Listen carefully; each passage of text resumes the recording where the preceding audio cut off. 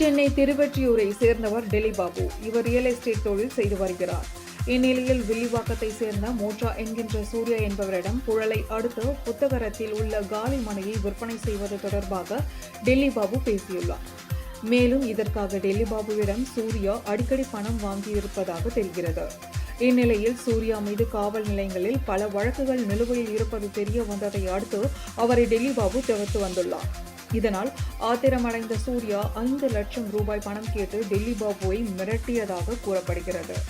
டெல்லி பாபு காரில் புழல் காவல் நிலையம் அருகே சென்று கொண்டிருந்த போது கூட்டாளிகளுடன் வந்து வழிமறித்து சூர்யா கத்தி முனையில் பணம் கேட்டு டெல்லி பாபுவை மிரட்டியுள்ளார். அவர் பணம் தர மறுத்ததால் அவரிடமிருந்து 1 லட்சம் ரூபாய் பணம், சொகுசு கார் ஆகியவற்றை பறித்துக் கொண்டு சென்றனர்.